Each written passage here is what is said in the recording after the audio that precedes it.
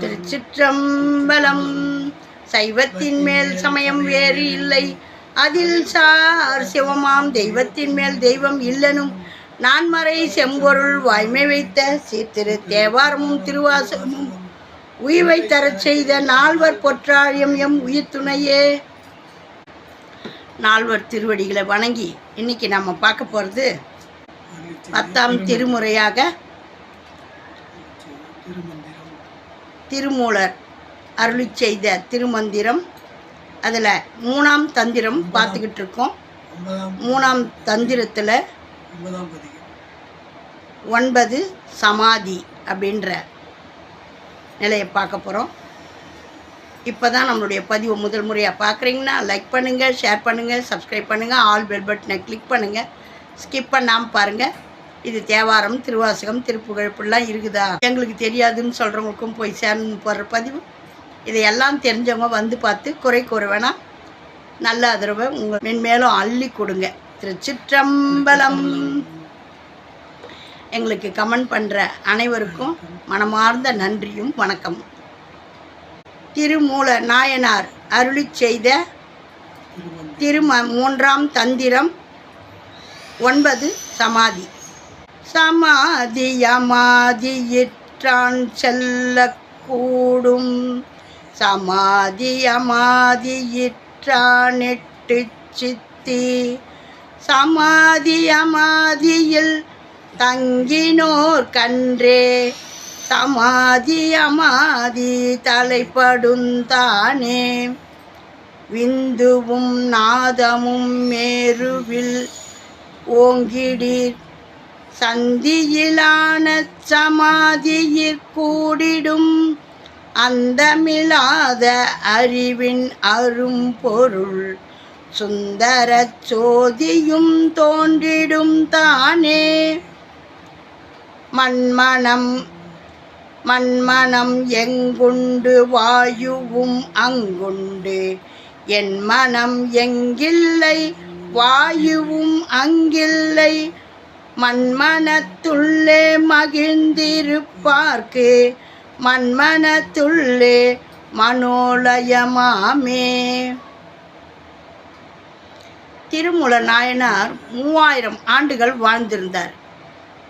அவராலேயே இவர் தான் இறைவன், இதுதான் அப்படின்றத குறிப்பிட்டு சொல்ல முடியல. ஏன்னா உனக்கு காட்சி கொடுத்தா மாதிரியோ உனக்கு அருள் பாலிச்சா மாதிரியோ இன்னொருத்தவங்களுக்கு கிடையாது. அதை தான் சொல்லியிருக்கிறாங்க. கண்டவர் விண்டிலை விண்டவர் கண்டிலைன்னு சொல்லிட்டு, எனக்கு வேறு மாதிரி வருவார், உனக்கு வேறு மாதிரி வருவார். நான் சொல்லுவேன், அவர் அப்படி பரந்த மேனியாக மாணிக்கவாசகர் சொன்னார் பாருங்க, காட்சி கண்டார் பாருங்க. அப்படி உயரம், அப்படி ஒரு அழகு, அப்படி ஒரு செம்பொர் ஜோதியாக வந்து அந்த குதிரை மேலே காட்சி கொடுத்தாரு. அந்த மாதிரி சுந்தரருக்கு எப்படி வந்தார்? வயசான கிழவனா வந்து அவர் தலை மேலே காலை வச்சுக்கின்னு போகிற இடமெல்லாம் அவர் தள்ள கொடுத்தார். அந்த மாதிரி நான் பார்த்த அழகு, அறிவு இப்படிலாம் இருந்தாருன்னு நான் சொன்னேன்னா இன்னொருத்தவங்களுக்கு வேறு மாதிரி போய் காட்சி கொடுப்பேன். இந்த மாதிரி இவர் தான் இறைவன், இவர் தான் அப்படின்னு சொல்லி ஏன்னா தெரிஞ்சிடுச்சுனாக்கா நாமெல்லாம் உஷாராக கண்டுபிடிச்சிடும்ல. அவரையே இல்லை நீ தெய்வம் இல்லைன்னுட்டு சொன்னாங்களாம். அந்த மாதிரி அப்படியெல்லாம் சொன்னவங்களெல்லாம் தான் அவர் படியை வச்சு அந்த யானையோடைய தோலை உரித்து பொய்த்துக்கிட்டு அப்படியெல்லாம் அவங்கள அடிமையாக்குனாருன்னா அடிமையாக ஆயிட்டாங்க. ஐயோ நீ தான் தெய்வம், எங்களுக்கு வேறு தெய்வம் இல்லை, நாங்கள் தவறு செஞ்சிட்டோம் அப்படின்ட்டு எல்லாரும் வந்து ஆமாம் அப்படி வந்து அடி பண்ணிஞ்சாங்களாம். அந்த மாதிரி தெய்வத்தை யாரும் கண்ணெதிர கண்டவங்க யாரும் கிடையாது. பார்த்தவங்க சொன்னாலும் அது மாதிரி இருக்காது. நான் கண்ட காட்சி உனக்கு இல்லை, நீ கண்ட காட்சி எனக்கு இல்லை, எனக்குன்றது எனக்கு மட்டும்தான். அவர் எப்படி எனக்கு காட்சி கொடுத்தாருன்றதை நான் உனக்கு சொல்லலாம், ஆனால் நீங்கள் உணர முடியாது. உணர்ந்தது எனக்கு தான் தெரியும், அது நான் தான் உணர முடியும். அவங்க தான் அந்த உணர்வை அனுபவிக்க முடியும். அதுதான் இறைவனுடைய திருவருள். அதை நாம் இப்படியெல்லாம் சொல்லியிருக்கோம். இப்போ அவர் இந்த திருமூலர் அந்த 3ஆம் தந்திரத்தில் ஒவ்வொன்றா சொல்லிக்கிட்டு வந்தார். இன்றைக்கி சமாதி நிலையை பற்றி சொல்கிறாரு. இப்போ நம்ம மறுபடியும் அந்த பாடலை படிப்போம். இதெல்லாம் நம்மளுக்கு படிக்கிறதே பெரும் பாக்கியம்.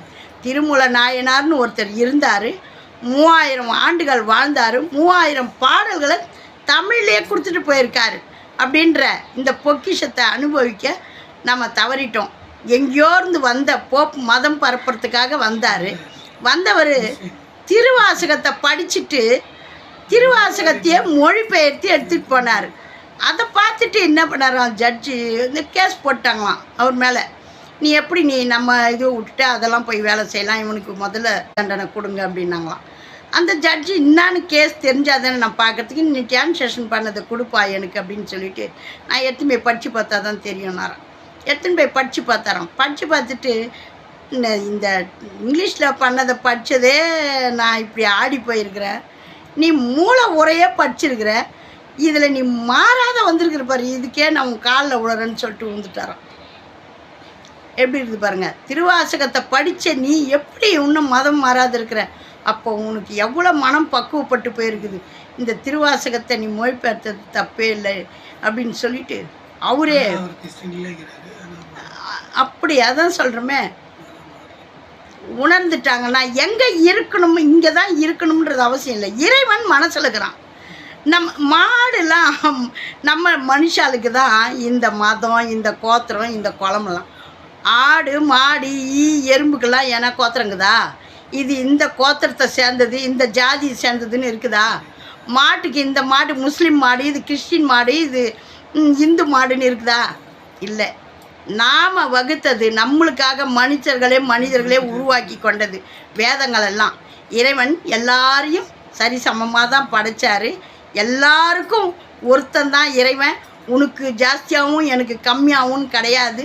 அவங்கவுங்க சக்திக்கும் அவங்கவுங்க எடைக்கு தகுந்த மாதிரி தான் வெயிட்டை தலைமையில் வச்சுருக்கிறாரு. ஆகையினால இந்த மதம் இந்த இதுன்றதெல்லாம் நாமளாக வகுத்துக்கிட்டது. இறைவன் ஒருவன் தான். அதை திருமூல நாயனாரே சொல்லவே முடியல அவருக்கு. இவர் தான் அப்படின்ட்டு குறிப்பிட்டு சொல்ல முடியல. அந்த மாதிரி அவர் உணர்த்தி இருக்கார். இதையெல்லாம் தெரிஞ்சு வீணான காலத்தெல்லாம் கழிக்காதீங்க. இறைவனை நம்பி நல்லதே நடக்கணும். நம்ம போக வேண்டிய தூரம் நிறைய இருக்குது. இதையெல்லாம் நினச்சி இறைவனை அடையும் வழி எந்த வழி அப்படின்னு சொல்லிட்டு தெரிஞ்சுக்குங்க. வாங்க நம்ம மறுபடியும் இதை பாடலாம். சமாதியமாதியிற்றான் செல்லக்கூடும், சமாதியமாதியிற்றான் எட்டு சித்தி, சமாதியமாதியில் தங்கினோர் கன்றே, சமாதியமாதி தலைப்படுந்தானே. பிந்துவும் நாதமும் மேருவில் ஓங்கிடீர், சந்தியிலான சமாதியிற் கூடிடும், அந்தமிலாத அறிவின் அரும்பொருள் சுந்தர சோதியும் தோன்றிடும் தானே. மண்மனம் எங்குண்டு வாயுவும் அங்குண்டு, மண்மனம் எங்கில்லை வாயுவும் அங்கில்லை, மண்மனத்துள்ளே மகிழ்ந்திருப்பார்க்கே மண்மனத்துள்ளே மனோலயமாமே. மண்மனம் எங்கே இருக்குதோ அங்கே தான் வாயு இருக்குமா தெரிஞ்சுக்கங்க. நம்ம திருமூலர் சொல்கிறார், மண்மனம் எங்கே இல்லையோ அங்கே காற்றும் கிடையாதான். மண்ணினுடைய மனத்தில் தான் அந்த காற்றும் அங்கே வருதான். மண்மனம் எங்குண்டு வாயுவும் அங்குண்டு, மண்மனம் எங்கு இல்லையோ அங்கே இல்லை. மண்மனம் நம்ம உடம்பே மண்ணு தான். இந்த மண் சரியில்லைன்னா வாயு நிற்காது. இந்த மண் நல்லா இருந்தால் தான் வாயுவும் நிற்கும் அப்படின்றத அருமையாக மண்மனத்துள்ளே மகிழ்ந்திருப்பார்க்கே மண்மனத்துள்ளே மனோலயமாமே. அந்த மனோலயத்தையே நம்ம காணலாம் அப்படின்னு சொல்லி அருமையாக நம்மளுக்கு திருமூல நாயனார் உணர்த்தி பாடியிருக்காரு. இதையெல்லாம் நீங்கள் படித்தாலே இறைவனுடைய திருவுருள் நம்ம பக்கம் திரும்பும். சிவபெருமானுடைய பேரருளை பெறுறதுக்கு இந்த திருமூல நாயனாருடைய 10ஆம் திருமுறையை அனைவரும் படிங்க, பாடுங்க, கேளுங்க. ஓம் நமச்சிவாயம். நல்லதே நடக்கும். எங்கும் இறை அருள் பெருகட்டும். திருச்சிற்றம்பலம். திருமூல நாயனார் திருவடிகளே போற்றி போற்றி.